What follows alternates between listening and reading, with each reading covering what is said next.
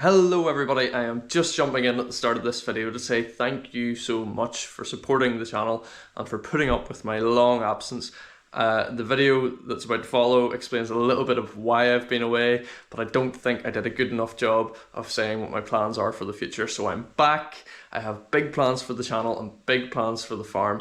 There's all sorts of things in the pipeline. We're going to be really working hard, myself and my family, at trying to become a little bit more sustainable, sort of self-sustaining, and growing our own food, feeding ourselves. And I'd like to bring you on that journey. I'd like to sort of learn with you and hopefully teach you a few things that I've picked up along the way. I'm also going to be talking a little bit about my regenerative agricultural efforts and my aims to try and make the farm a little bit more sustainable into the future. And also we have big plans along the way, which I don't want to give too much of a clue about because I don't want to announce anything ahead of time. But thank you so much for putting up with me not being here. I hope you enjoyed the video. It's a little bit rambly. I'm getting back into it. I'm trying to get used to YouTubing again. It's a bit of a skill that I was only really learning, and then I've kind of been away. So hopefully you enjoy it. Hopefully you'll stick with me, and thank you so much for watching. And honestly, if you have remained a subscriber and you want more, I can only say thank you, because I know that I've neglected this channel for quite some time. Enjoy. Bye-bye. Meal, no excuse not to eat it. Hello everybody, it is me. I am back, and if you're new here, you're very welcome. My name's Michael. I'm a farmer from Northern Ireland. If you're not new here, I can only apologise for how long I've been away. I'm going to explain a little bit of why I've been away and what I've been doing in a minute or two, but right now I have this white cab over here to inject because he had a little bit of diarrhea. I suspect it is coccidiosis. I've all got dosed for cocci, but I've been giving him a course of antibiotics just in case, because it was quite severe. It was kind of bloody diarrhea, and at that age that shouldn't really be happening.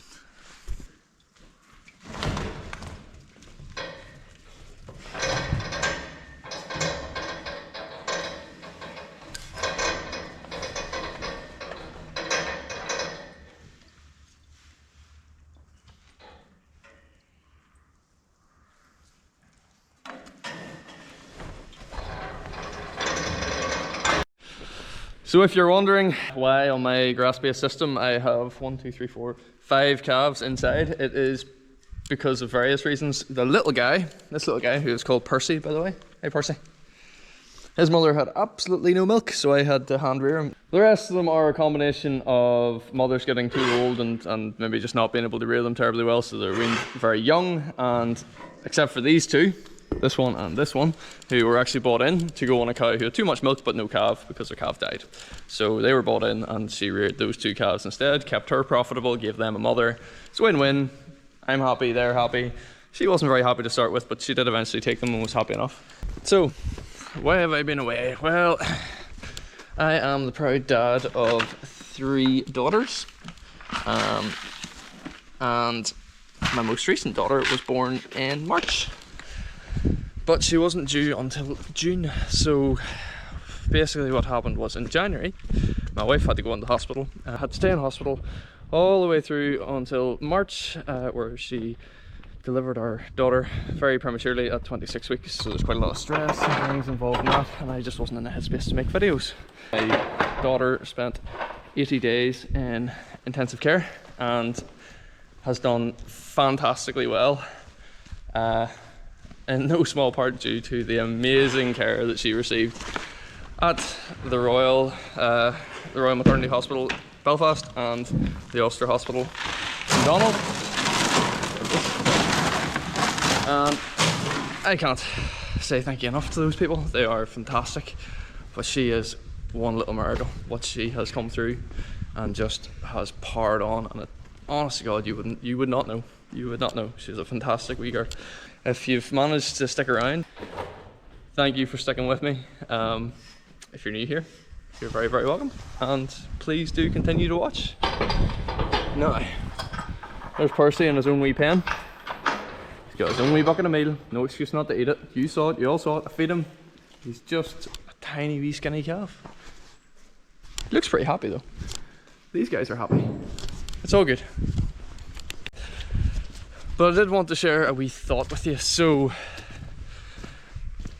if anybody watches Joe Rogan, he had Russell Crowe on recently, and Russell Crowe, again, like probably the best at what he does.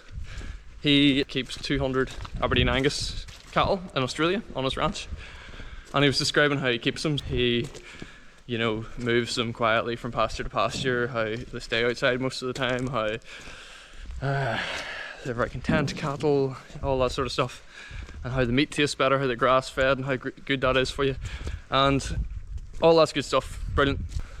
I don't think they were intentionally trying to do this, but it kind of came off a little bit like what Russell Crowe was doing was a real anomaly, and in some parts of the world it might be, but it sounded a lot like what I do, and I'm not exceptional for this part of the world.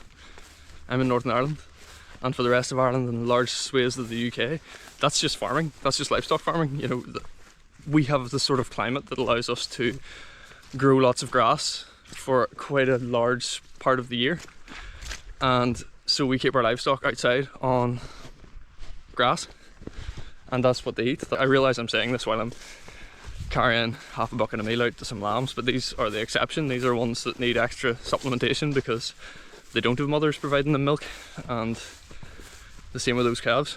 But I'm also going to cut in some footage of me moving 60 head of cows with their calves and a bull recently, and barring a few stragglers that I had to go and gather up, I basically stood in one field and I called them, and they just ran in some cases over to meet me because they know I'm the provider. They know I'll give them grass. Now, my cows are stubborn as hell. If they don't want to come, they're not coming. They are as thick. So they're pig ignorant, and they can really frustrate you, but you kind of work with them as best you can, because if you do, it makes life an awful lot easier. I have my dogs there, but I try not to put them near cows with calves because it kind of upsets them, the cattle that is, and it makes them a lot more distrusting of you and less likely to kind of do what they're told. Really, the reason for the presence of the dogs is in case something goes wrong, or even just being there, they kind of keep the calves close to the cows, which means that it's a lot easier to move the whole group in one fell swoop. But anyway, so I've decided that this channel is worth resurrecting, just because I want to kind of try to be educational, and I come from the viewpoint of I am not exceptional. There are so many better farmers out there than me. I have an interest in sort of regenerative practices. I try to operate as regeneratively as possible, because I think that, you know, if you don't look after your soil, it won't look after you. But most of what I do is just standard stuff that most other farmers do. I'm not the most intensive, I'm not the most precise, which goes against me in some senses but works in my favour in others. So hopefully I can share something that's interesting to you. Not all videos will be as rambly as this. I guess my aim is to feed my own family as much as possible with the produce I produce here. We'll be growing vegetables really just for ourselves. We also eat our own beef, we eat our own lamb, and that's a major part of what we do because I know where I came from and I'm happy with how it's reared. And if you'd like to see how it's done, well, how we do it, please like and subscribe and follow, and we'll see how we get on. Thank you very much for watching.